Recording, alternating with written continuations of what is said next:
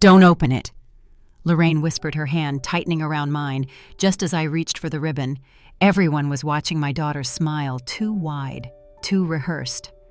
I looked down at the box again, silver wrapping gold bow, and a small sticker on the side I hadn't noticed before. When I saw the label, when I realized where it was from, I felt the blood drain from my face. She had brought that here. To humiliate me on my 75th birthday, I looked up, caught her eyes, and I smiled. Not because I was okay, but because I had already decided this would be the last gift she'd ever give me. My name is Beatrice Hammond, and I am 75 years old. I have lived a quiet life in the same creaky yellow house for over 4 decades. It was built the year I married George, a man of simple dreams and sturdy hands, and it's where we raised our daughter Claire. The floors still remember her first steps, her tantrums, her teenage slamming doors. I remember all of it too. Not with bitterness, just the soft ache of time. When George passed, the house fell silent. I filled the spaces with routines: the crossword at 7 a.m., chamomile tea by the porch at dusk, and the occasional visit from Lorraine, my best friend since high school. She's the kind of woman who knocks once and walks right in talking the whole way through. Without her, I might have forgotten how to laugh. Claire visits less often now. She says it's because of work, the kids, the traffic. But when she does come, there's a tension in the air, as if my very presence annoys her. She talks to me like I'm a fragile figurine, a dusty antique, something to be tolerated. And if I offer an opinion, her eyes go flat, and her voice turns syrupy sweet, in that way that feels like a slap. Still, I loved her. I love her. Mothers don't get to stop doing that. But love, I've learned, doesn't always shield you from harm. Sometimes it blinds you to it. I didn't expect much from my 75th birthday. A lunch, perhaps, a slice of cake, a phone call. What I got instead was a moment so sharp it split my life into before and after. And as strange as it sounds, I'm grateful. Because that moment, humiliating as it was, showed me the truth I'd refused to see. It freed me. This is the story of how a box wrapped in silver changed everything. After George died, the days folded into one another like warm laundry, soft, undisturbed, repetitive. I woke up to birdsong and the hum of the old refrigerator. I swept the kitchen floor even when it wasn't dirty. I watched the same news anchors deliver the same grim headlines over the rim of my chipped teacup. Nothing changed, but that sameness became its own comfort. I tended the garden the way George used to. He had loved his dahlias, called them the fireworks of July, and I tried my best to keep them alive each summer. Some mornings I'd speak to them like I used to speak to him. Not because I thought they'd answer, but because it helped. It filled the quiet. Claire had offered, no insisted on putting me in one of those communities once. Said I'd be safer, have more people to talk to. But she didn't understand that my solitude wasn't loneliness, it was peace. Here I was, surrounded by memories. There I'd be surrounded by strangers. Lorraine understood. She'd visit twice a week, bringing over casseroles and gossip from her bridge club. We'd sit on the porch swatting mosquitoes and laughing until we forgot why we were laughing. Sometimes we'd drink wine out of coffee mugs just to feel young again. Every so often I'd get cards in the mail addressed to Mrs. Beatrice Hammond in stiff, unfamiliar handwriting. Thank you notes from the local historical society. Birthday wishes from a cousin I hadn't seen in decades. Even junk mail felt oddly intimate. Time slowed in this house. That's what grief does. It bends the hours, stretches them out, until they barely hold their shape. But I wasn't unhappy. I had learned to make peace with the stillness. I thought that meant I was safe. But stillness, I would learn, can also be the silence before a storm. The first signs were small. Claire would arrive late for visits, always on her phone as she walked through the door. She'd glance around the living room like it was a museum exhibit, quaint, outdated, mildly embarrassing. Still using the rotary, Mom, she'd laugh, snapping a photo like she was documenting an artifact. She stopped asking how I was. Conversations became checklists, doctor's appointments, medication, refills, bills. It wasn't that she was unkind, just impatient, like talking to me was something she endured between more important things. I told myself she was just busy, overwhelmed. I made excuses for her the way mothers do. One afternoon, I overheard her whispering to her husband on the porch. I hadn't meant to eavesdrop. I was just watering the violets by the window. She won't let go of anything. It's like walking into a time capsule. There was a pause, then a softer voice I couldn't make out. No, I haven't brought it up yet. She's too proud. But we need to think long term. I didn't ask what she meant. I didn't want to know. Instead, I baked her favorite apple crisp that night, pretending I hadn't heard a thing. She barely touched it. Lorraine noticed the shift before I did. She treats you like a burden, Bea. I don't like it. I waved her off. She's just stressed. No, Lorraine said, setting down her wine mug. She's circling you like a vulture, and you're letting her. That stung. But I didn't argue. Instead, I looked out at the garden, where the last of the dahlias were leaning toward the autumn sun. I told myself I was imagining things. That Claire was still my little girl, the one who used to crawl into bed with me after nightmares, clutching her stuffed bear. But deep down, a quiet unease had started to grow. It curled beneath my ribs and whispered, "Something isn't right. I just wasn't ready to listen." It started with little things. Claire would say, "You already told me that, Mom," when I knew I hadn't. Or she'd sigh heavily when I repeated a story, one I was certain I hadn't told in years. "You're getting forgetful," she'd say with a tilt of her head, her voice coated in sugar but sharp underneath. I began to second-guess myself. Had I taken my blood pressure pill that morning? Did I leave the stove on? Or was that last week I found myself writing lists, triple-checking everything and still feeling unsure? She'd find small mistakes, a misfiled bill, a calendar entry missed, and hold them up like trophies. "This is why I worry," she'd murmur. One evening, she arrived with a sleek black folder tucked under her arm. "Just a little paperwork," she said breezily, laying it out on the dining room table. "Power of attorney stuff, in case of emergencies." My pen hovered over the page. "Claire, I'm not dying." "I know, Mom," she said, smiling too hard. "It's just a precaution. You never know." I didn't sign. Not that day. But the seed was planted. She started bringing over strange foods, low-sodium flavorless things, and swapping out my usual groceries. "Your cholesterol's too high," she'd say, even when the doctor had said otherwise. "Mom, you should stop driving," she added another week. "It's just not safe anymore." I still drove, but I started to wonder each time I backed out of the driveway if she was right. Lorraine noticed. "They're trying to make you question yourself," she said bluntly, watching me fumble with the coffee filters one morning. I shook my head. "She's just being careful." "No," Lorraine said. "She's conditioning you." That word chilled me. It sounded like something you do to a pet or a prisoner. But I wasn't either of those. Was I? The doubt settled in like dust on a shelf. And even though I wiped at it daily, it always returned. It was late October when Claire called to say she was planning something special for my birthday. "Just a few people," she said. "Nothing big, Mom. You deserve to be celebrated." Her tone was light, cheerful, a little too practiced. Still, I was touched. She hadn't organized anything for my birthday in years. Maybe I thought we were turning a corner. She came over the week before to help tidy up the house, but I quickly realized she meant to box things up. My books framed photos, even the porcelain cat figurines George used to tease me about, all quietly disappeared into storage tubs she labeled with masking tape. "We'll make the place look fresh," she said. "You don't want it to feel like a museum when guests arrive." I told her to leave the piano alone. She did, but only after asking twice. The day before my birthday, she insisted I get my hair done.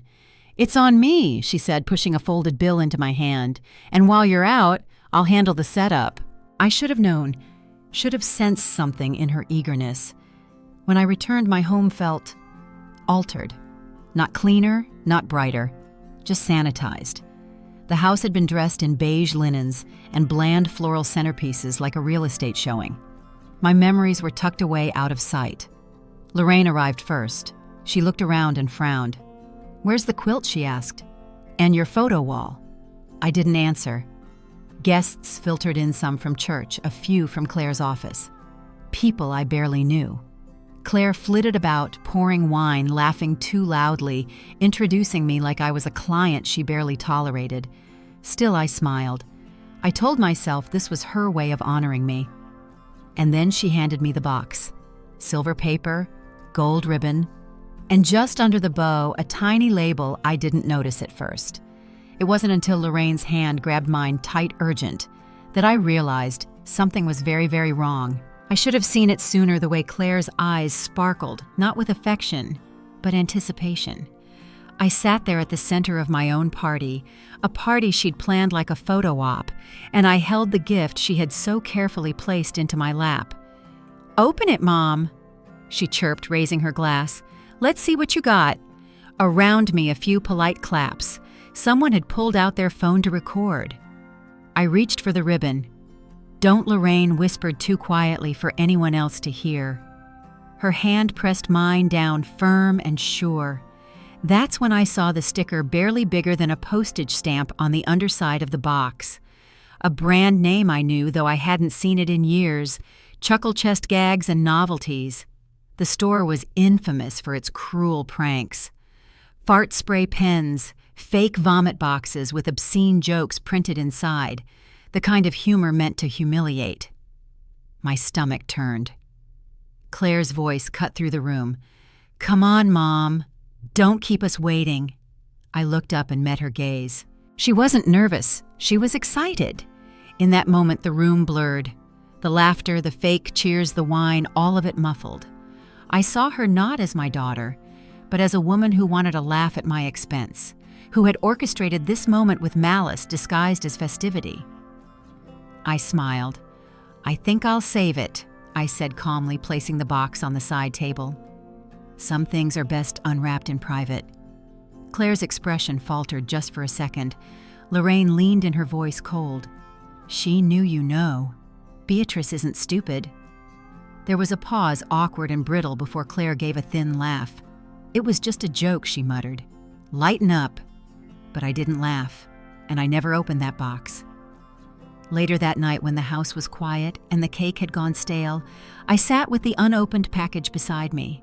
I held George's old fountain pen in my hand and pulled out my will. For the first time in years, I felt clear, and I began to write. The next morning I woke before the sun, the house still heavy with the scent of frosting and perfume. Empty wine glasses dotted the counter. Paper plates sagged in the trash bin, and that silver-wrapped box still sat where I had left it, untouched, gleaming poisonous. I made tea slowly, deliberately. Every clink of the spoon in the porcelain cup echoed louder than usual. My hands trembled, but not from age. It was the adrenaline, the shock settling into my bones. Betrayal has a way of leaving its fingerprints on everything. I didn't cry, not yet.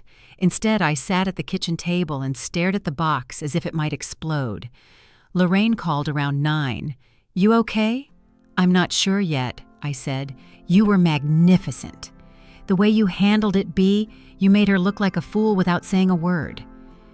I didn't feel magnificent. I felt hollow.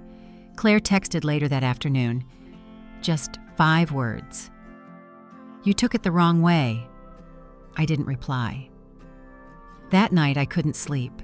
I walked through the house barefoot, touching the corners of each room like I was making sure they were still mine. I ran my fingers across George's bookshelf, the one Claire had tried to pack away. I stood at the front window, watching the wind bend the trees. I thought about all the little ways she had chipped away at me over the years, disguised as care, as concern, as love. And I realized this wasn't a one-time cruelty. It was the culmination of a slow, steady campaign to erase the woman I used to be. But I wasn't gone. Not yet. The next morning I called my attorney. "I need to make some changes to my will," I said. He asked why. I only answered, "Because I finally saw what I needed to see." Sometimes clarity doesn't come in a bolt of lightning. Sometimes it comes in a box wrapped in silver handed to you by your own daughter. For days after the party, I moved through my house like a ghost, familiar with every corner, yet unanchored. Grief had come before when George passed, but that was clean in its own way. Final. Natural. This was different. This was betrayal. I found myself questioning everything.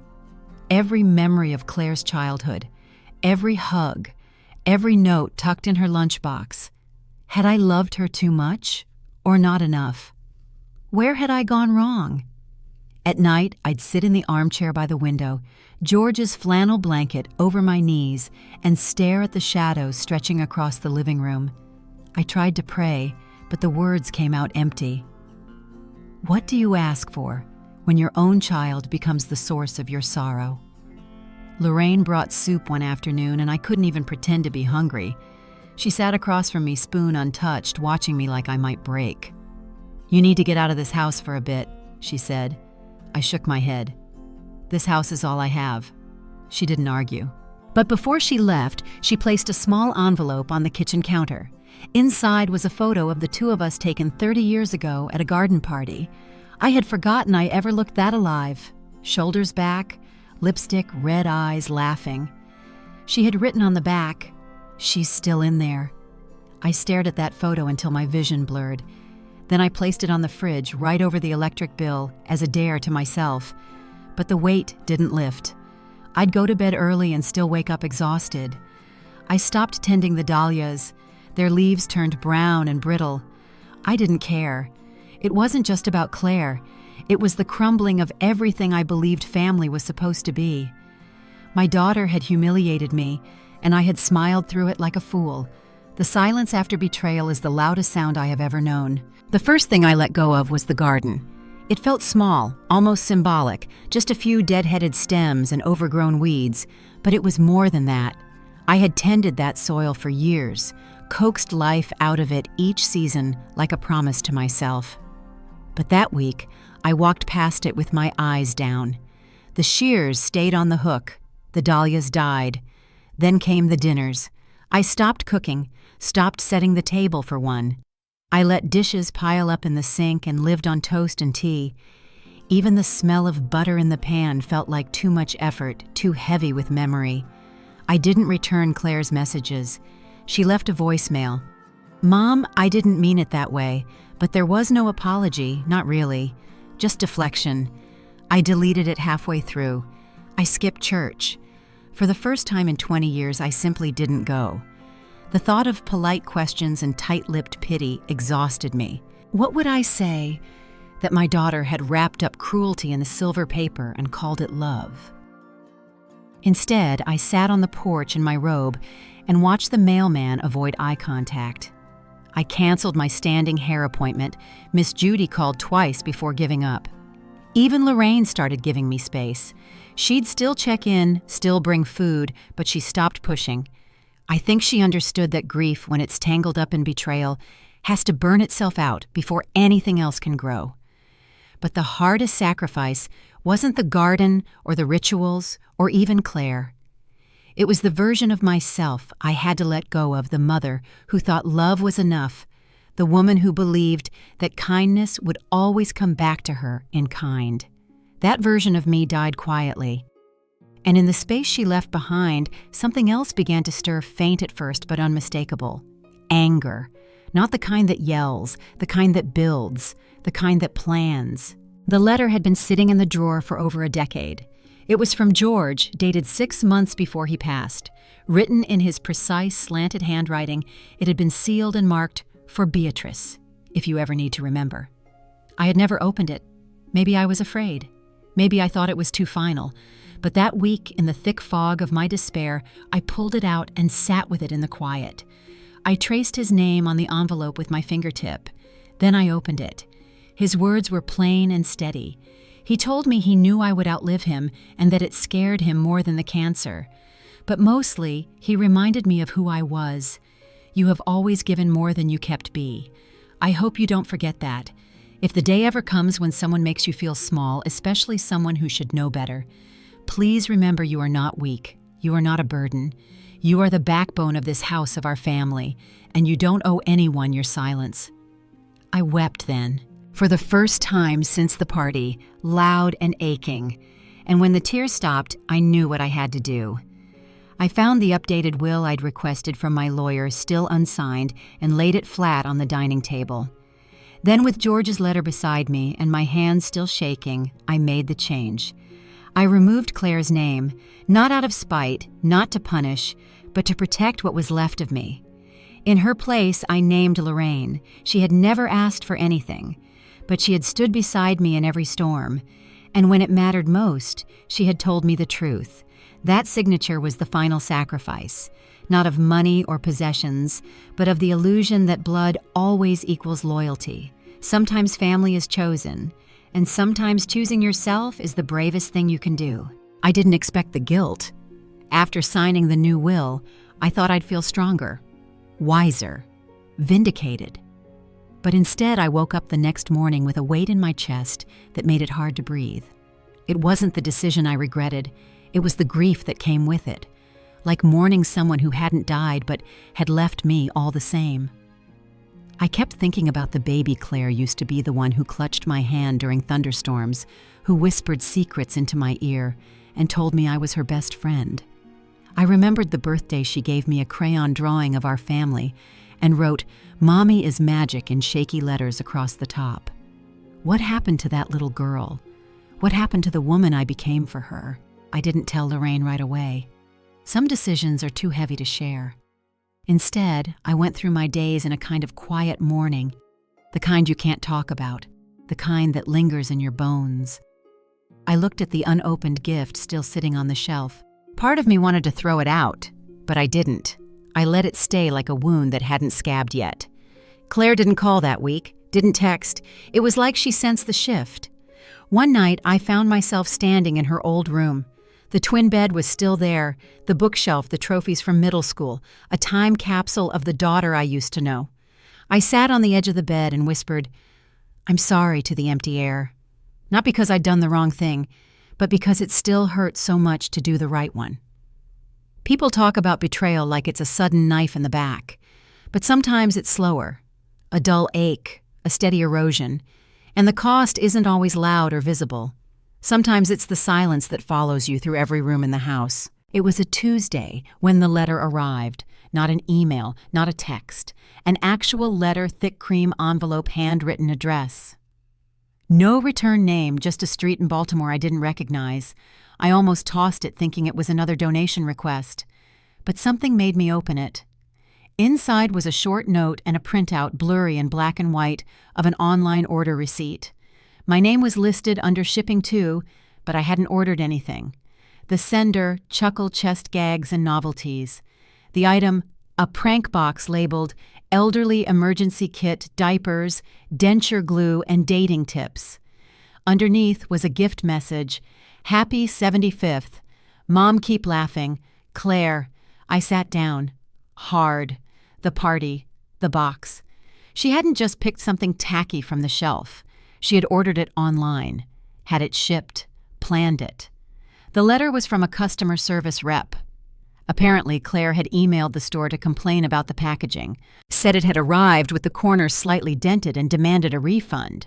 They included the correspondence because it listed my address as the one they sent the replacement to. They thought I was the customer. They were wrong. But they gave me exactly what I needed. I sat there for a long time, the letter shaking in my hand.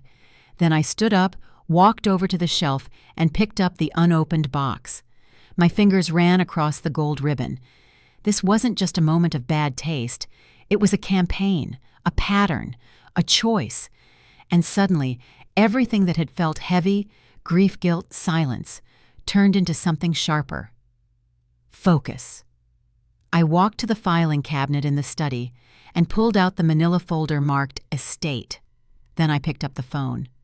"Lorraine," I said when she answered, "I think it's time we talk about that plan you once mentioned." She didn't ask which one. She just said, "I'm listening." That night I didn't sleep. Not out of fear, out of clarity. I sat at the kitchen table, the same one where George and I used to plan road trips and budget grocery lists. In front of me, the letter from Chuckle Chest, the printout, the unopened box, and my legal documents. Evidence. Not just of cruelty, but of intent. Lorraine came by the next morning with her eyes sharp and her mouth set in a line. "I've been waiting for this day," she said simply. "We talked for hours. Not just about Claire, but about legacy, about dignity, about what we leave behind and who deserves to carry it. "You don't owe her your silence," Lorraine said. "I know," I replied, and I meant it. I called my attorney that afternoon to confirm the changes I'd made to my will, but I wanted more than that. I wanted safeguards, protections, not just for my home and accounts, but for my peace.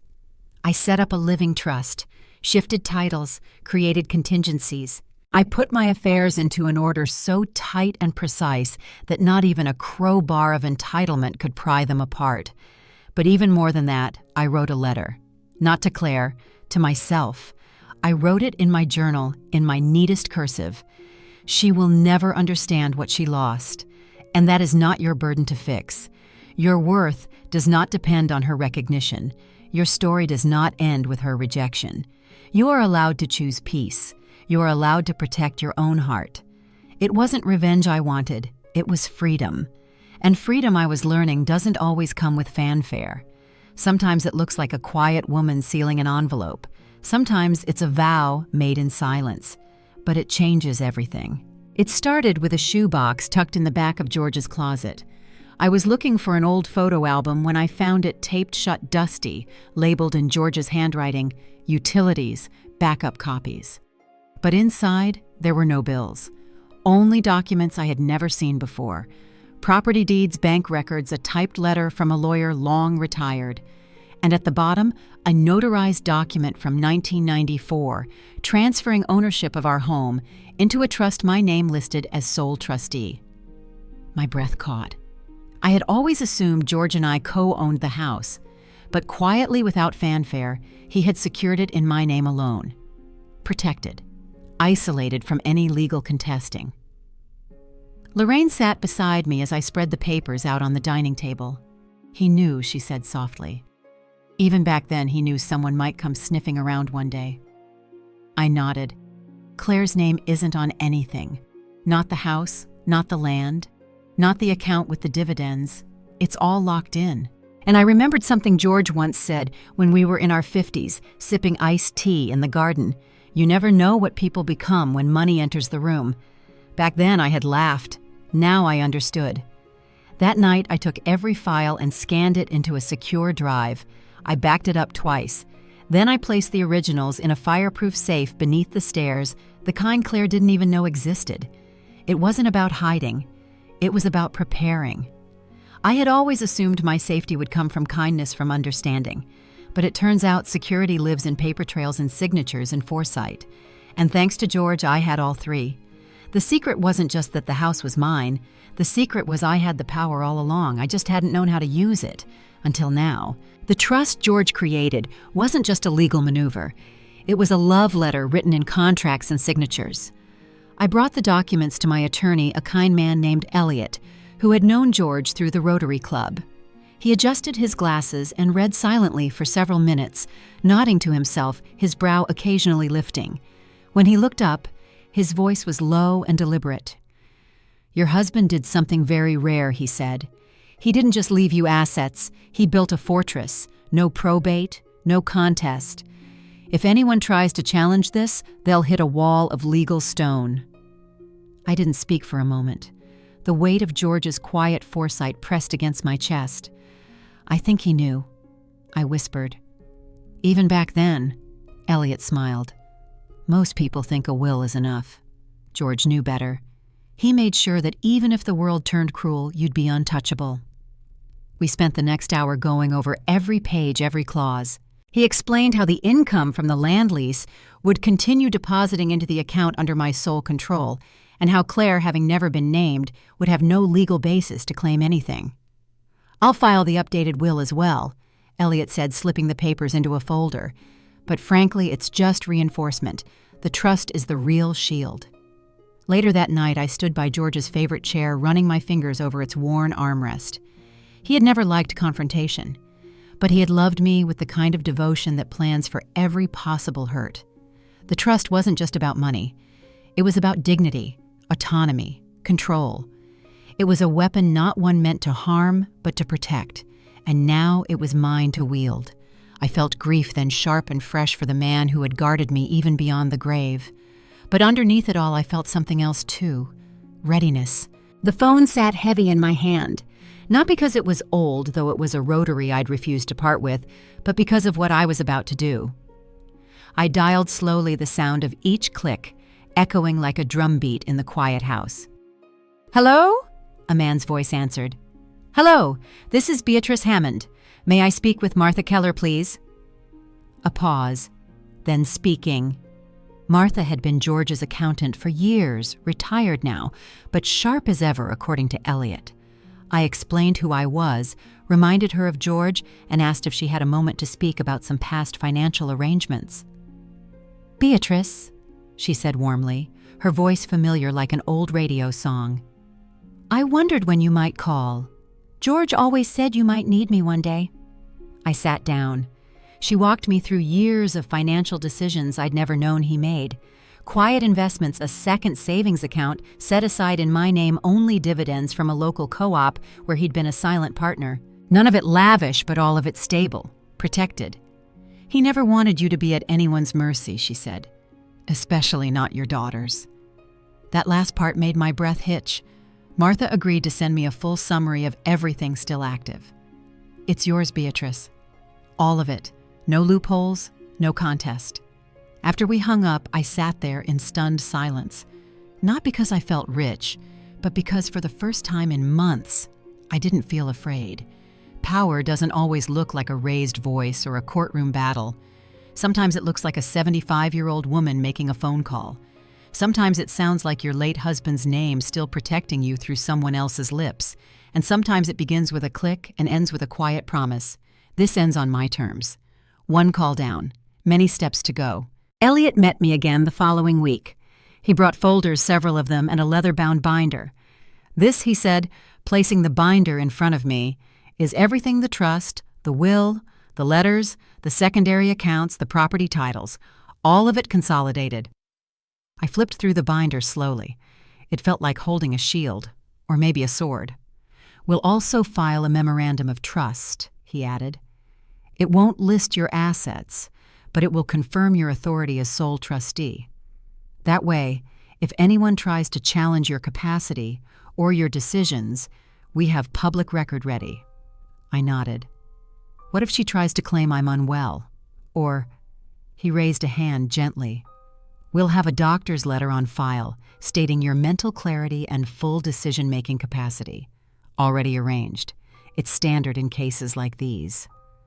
I exhaled, deeply. We worked through power of attorney next, not because I needed help, but because I wanted Lorraine to be legally positioned in case anything happened to me. Elliot drew up the papers. I signed with steady hands. We finalized a letter to the financial institutions naming Lorraine as a successor trustee. Elliot would send copies to the bank, the land management office, and the co-op director. By the end of the meeting, my entire life, past, present, and future, had been sealed with signatures. "You're armored," Beatrice Elliott said as he packed the documents. "She can huff and puff all she wants. This house is brick." I smiled, not because I was vindictive, but because I felt safe. George had left me the blueprint. Elliot helped me build the walls, and I had chosen who would hold the keys when I was gone. That's not just paperwork. That's justice written in black ink and hard lines. My next call was to the bank. Not the teller I saw for deposits, but the branch manager, a woman named Helen I'd known for years through church potlucks and charity raffles. She greeted me like an old friend, but her tone turned professional when I asked for a private meeting.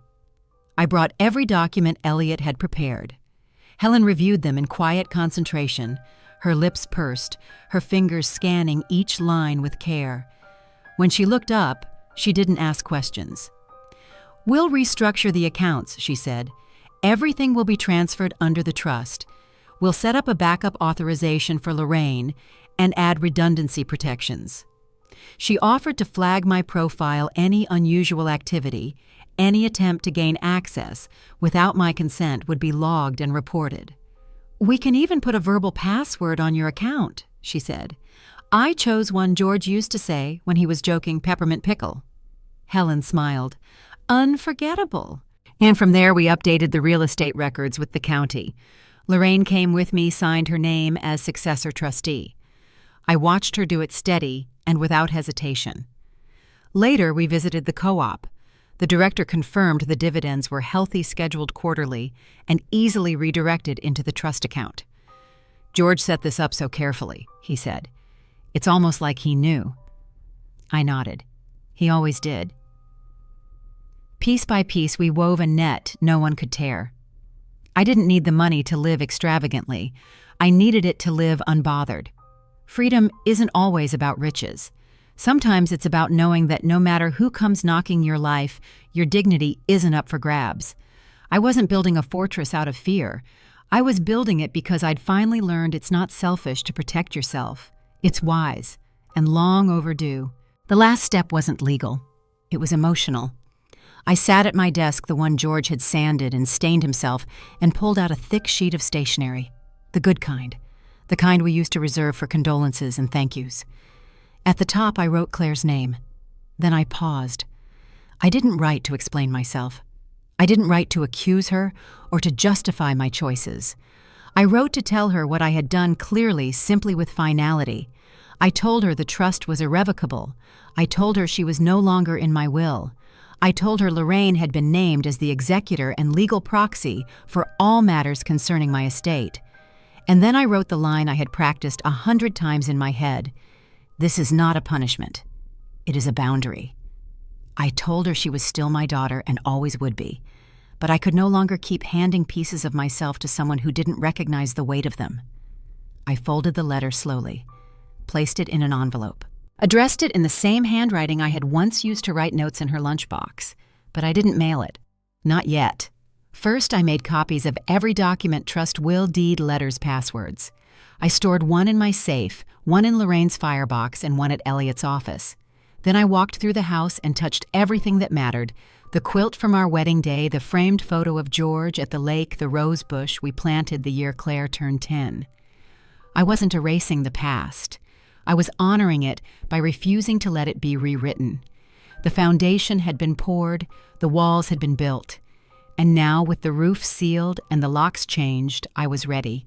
Not for war, for peace. The envelope sat on the counter for 3 days. Each morning, I walked past it with my tea, glancing at Claire's name, wondering what the words would do when they landed in her hands. Would she rage, cry, laugh, dismiss it as drama? It didn't matter anymore. On the 4th morning, I took a deep breath, grabbed my coat, and walked to the mailbox at the corner of Maple and 3rd, the same one I'd used since George and I first moved in. The flag was down, the air was cool, the world was quiet. I stood there for a moment longer than I needed to, feeling the weight of the paper in my hand, the finality of it. Then I opened the mailbox and slid the letter inside. The click of the metal door closing sounded louder than it should have. I walked home slowly, my spine straighter than it had been in weeks. That afternoon, I went about my routines like nothing had changed. I watered the plants, returned. Lorraine's call reheated leftover soup.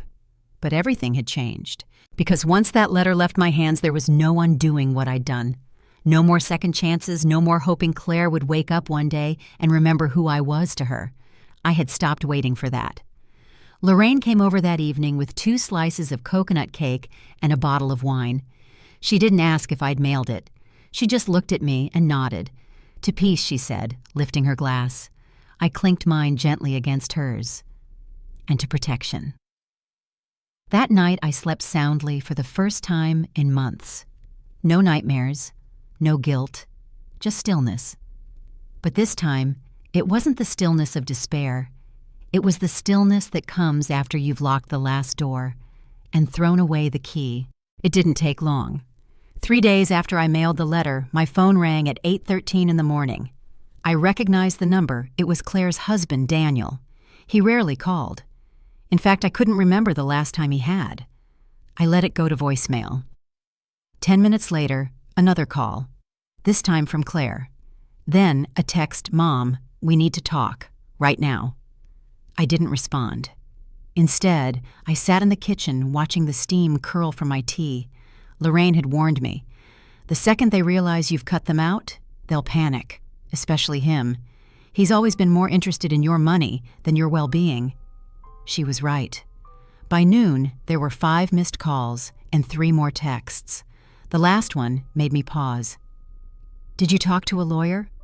Why is Lorraine listed on your bank documents so they knew, or at least enough to understand the ground had shifted?" I imagined Daniel, his furrowed brow, pacing in their kitchen, clutching his phone. He'd always seen me as a sweet, clueless old woman, the kind you nod at politely while plodding around. But I wasn't clueless. Not anymore. And now he was scared. Claire finally left a voicemail. Her voice was tight, brittle. "Mom, I don't understand what's going on. Why would you do this? We've always looked out for you. Daniel's just trying to help. Please call me." She didn't say sorry, not once. I played the message twice, then I deleted it. Lorraine stopped by that evening with apples from the market. I told her what had happened. She grinned. "The first domino has tipped," she said. And I knew she was right. The panic had begun. But this time it wasn't mine. By Friday afternoon, Claire cracked. She showed up unannounced, something she hadn't done in years. Her knock was hard, sharp, urgent. I opened the door slowly. She looked worn. Her usual perfect makeup smudged her lips tight, with something that wasn't quite anger, but wasn't far from it. "Can we talk?" she asked, her voice tight. I stepped aside. She walked in like she still owned the place, scanned the room as if searching for signs of her erasure. We sat. She didn't waste time. "Why is Lorraine on everything? Why would you leave your house, your money to her?" I looked at her for a long moment. "Because she has never tried to humiliate me, or control me, or make me feel like a burden." Claire flinched, but she masked it quickly. "It was a joke, Mom. That gift, I didn't mean anything by it." "No," I said, my voice calm. "You meant to get a laugh. At my expense. And that wasn't the first time." She stood up, began pacing. "Daniel says this could be challenged, that you're being manipulated, that maybe you're not thinking clearly." There it was, the fear. Not about my well-being. About losing access. I stood too. "I've never been clearer. And if you or Daniel attempt to interfere, everything is documented. Every lawyer, every record, every signature. Try if you want. But you'll be wasting time and money." She opened her mouth, closed it. And for a moment the daughter I once knew flickered behind her eyes. Not angry, just scared. "You're really cutting me out," she whispered. "I'm protecting myself," I said. "That's different." She didn't argue, didn't cry. She just picked up her purse, turned toward the door, and left. No hug, no goodbye. Just the sound of the latch clicking shut behind her. And for the first time in years, I didn't feel abandoned. I felt free. I didn't expect Daniel to come himself. He showed up the next day, suit still on tie, loosened just enough to suggest he wanted to seem casual. But the tension in his jaw gave him away. He rang the doorbell twice, then knocked. I opened the door but didn't invite him in. "We need to talk," he said, voice tight. "We can talk right here," I replied. He hesitated, then stepped back. "This is all a misunderstanding," he began. "Claire's upset. You blindsided her." I folded my arms. "She received a letter. I believe it was quite clear." His tone shifted, still polite, but firmer now. "This could be really damaging, Beatrice. To the family, to Claire. There are implications." I smiled just a little. "You mean financial implications?" He didn't deny it. "I think you're being influenced," he said. "Lorraine. She's inserting herself. It's not healthy. Lorraine," I said calmly, "held my hand when your wife tried to humiliate me in front of a room full of people. Lorraine cooks for me, checks on me, listens." Daniel blinked. "We care about you too." I nodded. "Then this should be easy for you. Respect my decisions." He shifted again. "If this goes to court, it will be messy. Public." "There won't be a court," I said. "And if you or Claire push this any further, I'll release the full story. With names, with dates, with photos of that unopened gift still sitting in my living room." His face paled. He tried one last time. "Claire's your daughter, and I am her mother," I said. "Not her puppet, not her paycheck. For a long moment we stood there. Then he nodded once curtly and walked away. I watched him leave, not with satisfaction, but with the solemn peace of someone who has drawn their line in the sand and watched the tide roll back. The confrontation was over, but the unraveling had just begun. The unraveling came faster than I expected. Claire's calls stopped, not just to me, but to everyone. Her absence at church was noted. Her book club paused until further notice. People started whispering first politely, then openly. Lorraine heard from Marcia, who heard from Elaine, who heard from someone's cousin Daniel had pulled money from one of their joint accounts without Claire's knowledge. She confronted him. He blamed her. The shouting was loud enough that a neighbor called the police, though no report was filed. And just like that, the image cracked.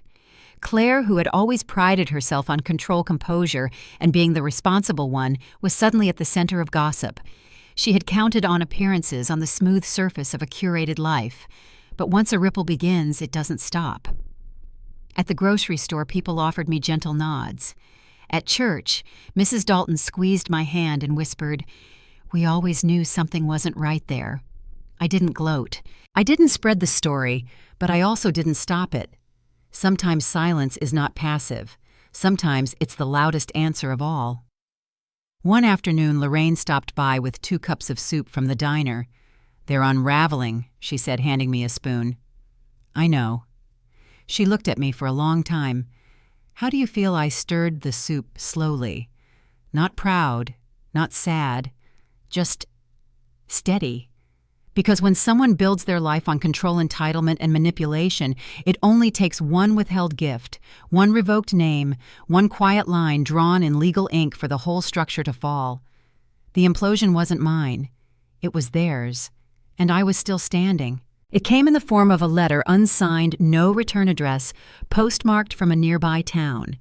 Inside a single sentence typed in bold, "You'll regret this when you're alone in a hospital bed and she doesn't come." I read it twice.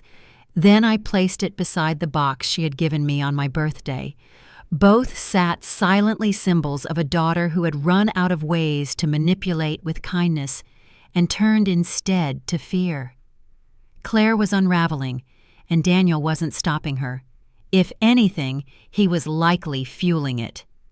Lorraine was livid. "That's not just cruel, it's pathetic," she snapped, pacing across my living room. "This is what bullies do when their power runs out. They throw shadows." I nodded. "She wants me to believe I'll die alone." Lorraine stopped pacing. "You won't." She said it like a fact. Like a vow. I made copies of the letter, gave one to Elliot, another to Lorraine, just in case. A few days later, Daniel tried calling again, then emailing. The subject lines were a descent into desperation. "Let's be reasonable. We can find a compromise. Don't throw away your family over a misunderstanding." But I had learned something vital. When people say compromise, they often mean go back to letting me take. So I didn't respond. Claire showed up once more. This time she didn't knock, just stood outside looking up at the house like it had betrayed her too. Her arms crossed her face blank. I watched her through the curtain, and I didn't open the door. That night, I sat with Lorraine and watched the moon rise over the dahlias, new ones we had planted together. "She's going to try everything," Lorraine said quietly. "I know. But it won't work." I nodded. Because desperate measures are loud. But truth is unshakable, and I was done bending. It was Lorraine who brought me the news. We were sipping tea when she pulled out her phone and showed me the headline from the local paper's business section: "Bramley Consulting Group faces lawsuit over misappropriated client funds." Daniel's firm. His name was in the 3rd paragraph, subtle, but there. Allegations of mishandled accounts, hidden debts, a whistleblower from inside the company.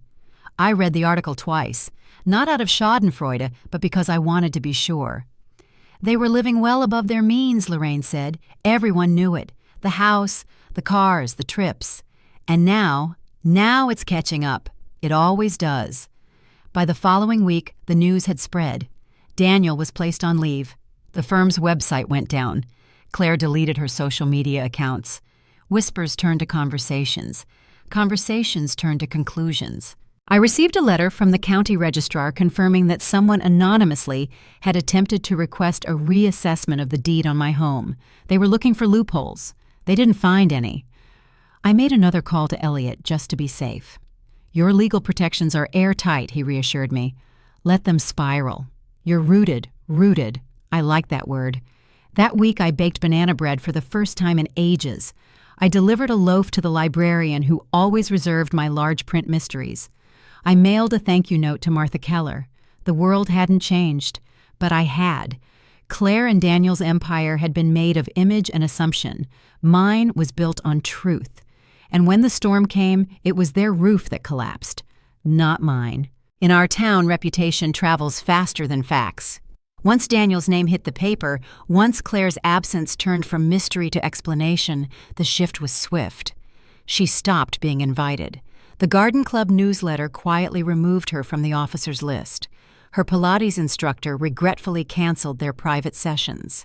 The charity board she once chaired posted a new roster. Her name wasn't on it. Claire, who once curated every aspect of her image, was unraveling in real time, and people noticed. I ran into Marcia at the pharmacy. She leaned in close, voice low. "I always wondered why she never looked you in the eye, Beatrice. Even the women who used to gush over Claire's poise now whispered about her cruelty. Someone had seen the prank box still sitting on my shelf, and word spread fast. People connected dots. "I just don't understand how anyone could do that to their mother," one woman said to Lorraine in the produce aisle. "She underestimated hers," Lorraine replied. Claire didn't return to church. Daniel was spotted alone at the grocery store wearing sunglasses indoors. They stopped showing up at the country club. The social fabric they had woven so tightly around themselves began to fray. And with every thread that snapped, something in me healed. Not because I wanted them ruined, but because I finally saw the truth surfacing and being believed. All those years I'd wondered if I was overreacting, being sensitive, reading too much into her tone. All those times I'd swallowed my hurt to keep the peace. Now the silence was broken. Not by me. By the very people Claire had once tried so hard to impress. Sometimes justice doesn't come from a courtroom. Sometimes it comes from the space at a dinner party where your name used to be. The last time I saw Claire, she didn't see me. It was early evening, just before sunset, and I was walking out of the post office. She was parked across the street, sitting alone in her car, windows up, engine off, staring straight ahead. She looked smaller than I remembered. No makeup, hair pulled back carelessly, no tight blazer or polished heels, just a hoodie and tired eyes, the kind of tired that sleep can't fix. I didn't wave. I didn't cross the street. I just stood there for a moment watching her stare at nothing. And then I walked away. It wasn't vengeance. It was recognition. This was her reckoning. Her silence. Her moment of being truly deeply alone, not because I exiled her, but because she pushed everyone away in pursuit of control. I knew that kind of silence. I had lived in it once too, but I had chosen to grow through it. She, it seemed, was still sitting in it. Lorraine came over that night and found me on the porch. "Was it hard?" she asked. "Yes," I said, "but not for the reason you'd think." Claire had always assumed that I needed her approval to feel whole. But standing there watching her unravel in silence, I realized something fundamental. The power she thought she had over me was never real. It was borrowed, perceived, maintained by guilt and habit. And now it was gone. Later that week, I received a letter in Claire's handwriting. Just 3 lines. "I didn't know how much I was hurting you. I thought I was right. I'm sorry. I didn't know what to do with it. So I placed it in the drawer next to George's letter." Some wounds don't close with apologies, but that doesn't mean they don't stop bleeding. Her isolation was complete. And mine had ended. The day after I read Claire's letter, I woke before dawn. For the first time in months, I didn't feel the weight in my chest. No invisible stone dragging my breath. No echo of words unsaid. I stood in the kitchen with the window open, the cool morning air brushing against my face. The house was quiet, but not the hollow kind. the peaceful kind. Lorraine arrived just after 7 with 2 thermoses of coffee and a small envelope in her hand. "What's this?" I asked. "An invitation," she said, grinning. Inside was a flyer for a local watercolor class at the community center. Thursdays, 10 a.m. "Bring your own brushes." "I haven't painted in years," I said. "You're not dead," she replied, pouring coffee like it was a declaration. I laughed. A real one. It surprised me. That afternoon, I dug through the upstairs closet and found my old art kit, dried tubes of paint, stiff brushes, half-used palettes. I sat on the porch and began cleaning them one by one, each stroke wiping away years of disuse. It wasn't about the art. It was about the motion, the choice to reach for something that wasn't survival. That wasn't defense. That was simply joy. I walked through my garden and pruned the new dahlias. I wiped down George's chair and placed a fresh cushion in it. I set aside a stack of books I'd been meaning to read. Each act was a quiet reclaiming of time, of space, of self. I wasn't starting over. I was continuing. And every breath I took without asking permission, without fearing judgment, was a step toward something I hadn't felt in a very long time. Freedom. It didn't roar in like a hurricane. It came like the morning sun, soft, certain, warm. The rhythm came slowly. I didn't wake one morning with a planner full of promises. I didn't write resolutions or set alarms. But little by little, my days began to form shape again. Mondays became garden days. I'd start in the early morning hands in the soil sun on my back. The dahlias were thriving again, defiant in their color. I planted rosemary by the porch and lavender near the fence. The bees came back. Tuesdays were for the library. I dusted off my card and got reacquainted with the quiet pleasure of choosing stories. Fiction mostly. Mysteries. Novels where women solved problems no one thought they could. Wednesdays, Lorraine and I walked. Not far, just a slow loop around the block, but it felt like a parade. Neighbors waved. Strangers smiled. I smiled back. Thursdays I painted. The first class was awkward. My hands felt stiff. My brush wobbled. But the teacher, an older woman named Julia with silver hair and soft eyes, told me, "The paint doesn't care how long it's been. Just let it out." And so I did. Fridays became porch nights. Lorraine and I would sit with glasses of iced tea and watch the world settle. Sometimes we talked. Sometimes we didn't. Weekends were quiet, peaceful, sacred in their stillness. I read. I rested. I wrote letters. I even joined a book club. Not Claire's. A new one. A group of women who didn't ask about my daughter, who knew me simply as Beatrice, who brought cookies and listened when I spoke.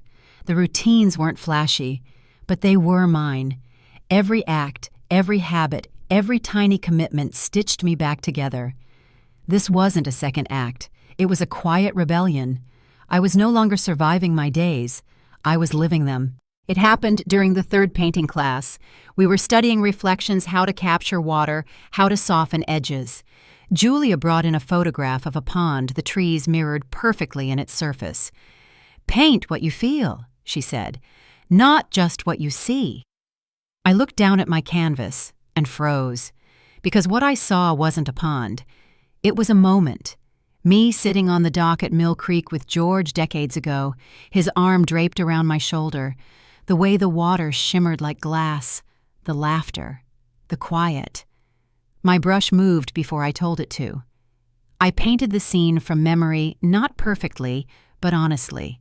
The colors were softer, the details blurred, but it was real. And when I stepped back, I saw myself in it. Not just as the painter, but as the woman in the picture. After class, Julia stopped me. "Would you consider submitting that piece for our community show?" she asked. I blinked. I haven't shown anything in 40 years. All the more reason. I said I'd think about it, but I knew I would. At home, I set up a small studio space in the sunroom. Nothing fancy, just a card table, good light, my old brushes lined up like soldiers. I found a rhythm music in the background, the scent of lavender drifting in from the garden, the quiet swish of brush on canvas. It was more than a hobby. It was a reclamation of time, of voice, of color. Each painting was a story I hadn't told, a memory, unearthed a piece of myself stitched back into the present. Claire had tried to erase me in silver wrapping paper, but here with every stroke I wrote myself back into existence. Not bitter, brilliant. It had been nearly 2 months since Claire's last letter. I hadn't responded, not because I didn't care, but because I needed space, to rebuild, to decide who I was without her gaze on me. But one morning, as I was finishing a painting of the garden in early bloom, I found myself thinking of her not in pain, not in anger, just wondering. I put down the brush, washed my hands, and sat at the kitchen table. I pulled out a sheet of stationery, the same kind I had used to write the letter that changed everything. And I began, "Claire, I received your note. Thank you for writing. I want you to know that I read it, all of it. And I've thought about it many times since. This hasn't been easy, for either of us. But I've made peace with my choices, not to punish you, but to protect myself. That boundary remains. It has to. That said, if you ever wish to speak not about the past, not about money, not about blame, but as two women flawed and healing, I'm willing. But only if it's from a place of respect. If you can meet me there, I'll meet you back. Love, Mom." I read it once, then I folded it, placed it in an envelope, and walked it to the mailbox. It wasn't a surrender, it was an offering, the kind that expects nothing in return. Lorraine called that evening. "You okay?" "I think so," I said. I didn't tell her about the letter. Not yet. Some things are sacred, some steps must be taken alone. And this one, this tiny reach across the chasm, wasn't about forgiveness. It was about courage, mine. A week after I mailed the letter to Claire, something unexpected happened. A knock on my door, gentle, uncertain. It was Jenna, my granddaughter. She stood on the porch in a faded college hoodie, her hands fidgeting in the sleeves. She looked so much like Claire at that age, it made my heart ache. "Hi, Grandma," she said. I stepped aside. "Come in." She didn't hug me, not at first. But she looked around the house, eyes scanning the familiar pictures, the garden through the window, the painting on the easel. "You painted that?" she asked. I nodded. "Just last week. It's really good." We sat at the table. I poured tea. She didn't ask about Claire. I didn't bring her up. Instead, we talked about Jenna's classes, her job at the bakery, her plans to move out with a friend in the fall, and then softly Mom told me some of what happened. "I don't know everything, but I wanted to see you." I reached across the table, covered her hand with mine. "You're always welcome here." She blinked fast, nodded. Before she left, she stood by the door, hesitating. "Grandma, yes. Love, I think what you did was really brave." I smiled. It didn't feel brave. It just felt necessary. But necessary things are often the bravest. After she left, I sat for a long time with my tea going cold. Not crying, just grateful. Because healing rarely arrives in thunder. Sometimes it walks in quietly, wearing a hoodie and carrying stories of raspberry scones. The choices I made weren't just for me. They were ripples in a still pond. And now the water was moving again. Not fast, but forward. It was a warm Sunday morning when I finally wrote it. The last letter. Not to Claire, not to Jenna, not to Lorraine or Elliot or even George. To myself. I sat on the porch with a fresh sheet of stationery, the kind with the little daisies printed at the top, and began, "Dear Beatrice, you did it. You protected yourself, not with anger, not with cruelty, but with clarity. You stood up when it would have been easier to fold. You made choices that cost you comfort, but bought you peace. You loved your daughter, and you still do. But you stopped letting that love be a leash. You told the truth. You reclaimed your space, and look at you now, painting, laughing, breathing, living. You haven't fixed everything, but you've chosen yourself, and that choice will echo through the rest of your days like a bell that never stops ringing. You are not bitter, you are not broken, you are not alone, you are whole, and you are free. With love, Beatrice." I folded the letter, gently placed it in an envelope, and tucked it into the drawer beside George's and Claire's, a trio of truths, one from the past, one from the fracture, and one from the woman I became. Lorraine arrived later that afternoon. We sat on the porch with lemonade and watched the neighborhood kids ride their bikes. "Do you ever miss how things used to be?" she asked. I thought for a moment. "No," I said. "Because I think this is exactly how it was always meant to become." And in that stillness, I felt something settle in me. Not sadness, not regret, just peace. Quiet, steady, earned. There's a quiet that comes after the storm, not the eerie stillness of waiting, but the calm of survival. That's where I live now, in the calm. The days aren't extraordinary, and that's what makes them beautiful. I wake up, stretch in bed, and open the curtains to let the light in. I water the garden, I paint, I call Lorraine, I walk. Sometimes I visit the community center where my painting now hangs near the entrance next to a plaque that says, Beatrice Hammond, Reflections. Every now and then someone stops me, asks if I'm the one who painted it. I say yes. They usually smile and say, "It feels peaceful." And it is. Not because life is perfect, but because it's mine. Claire hasn't written again. I don't know if she will. I don't wait for it. I don't dread it either. I've let that tether float away, not cut, not burned, just released. Jenna visits every few weeks. We don't speak of the past much. She brings stories and questions and wants a blank canvas of her own. I gave her one of my brushes. Lorraine is still Lorraine Sharp, loyal, hilarious. We've decided to take a short trip this fall. Just a weekend getaway, somewhere with mountains. I've even begun writing again. Little essays, fragments of memory. I don't know if I'll share them. I don't need to. They're for me. That's what peace is, not the absence of pain, but the presence of choice, of dignity, of joy that doesn't ask permission. They tried to write my story for me, in party decorations, in paperwork and whispers, but I took the pen back. And what I'm writing now, it's quiet and steady and mine.